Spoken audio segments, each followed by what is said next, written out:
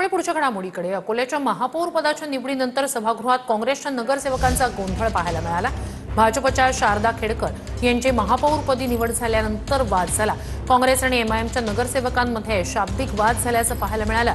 एमआयएमचे 3 नगरसेवक ऐनवेळी तटस्थ राहिल्यानं काँग्रेस आणि एमआयएम मध्ये वाद झाल्याचं पाहायला मिळालं।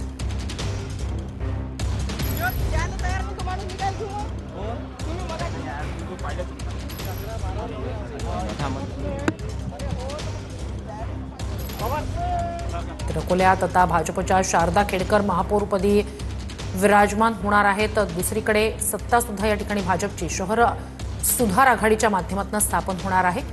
अकोल्यात भाजपच्या शारदा खेडकर या महापौरपदी निवडल्या गेलेल्या आहेत। तर भाजप या ठिकाणी सत्ता स्थापन करणार आहे। 38 जागांचं किंवा 38 नगरसेवकांचं सगळ्यात मोठा पक्ष या ठिकाणी भाजप होता। तर मॅजिक फिगर जी आपण म्हणतो त्याला ती 41 होती आणि त्यासाठी शहर सुधार आघाडी भाजपनं स्थापन केली आणि त्या अंतर्गत शरद पवारांची राष्ट्रवादी, अजित पवारांची राष्ट्रवादी आणि शिंदेंची शिवसेना असे एकत्रित आले।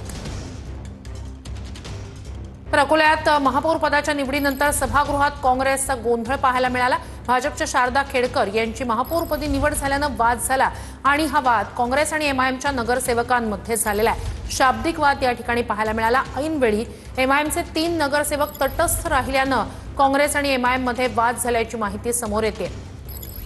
खरं तर काही गणित जुळवण्यासंदर्भात काँग्रेस असेल, ठाकरे गटाकडून म्हणजे इतर भाजप सोडून इतर पक्षांकडून त्या ठिकाणी प्रयत्न सुरू असल्याची बाब समोर आलेली होती। एक बैठक झाल्याची सुद्धा माहिती समोर आली होती।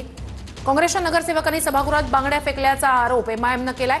एमआयएमचे 3 नगरसेवक ऐनवेळी तटस्थ राहिल्यानं काँग्रेस आणि एमआयएमच्या नगरसेवकांमध्ये शाब्दिक वाद झाल्याचं पाहायला मिळालं। महापौर पदाच्या निवडीनंतर ही घडामोड सभागृहात काँग्रेसच्या नगरसेवकांनी गोंधळ घातला।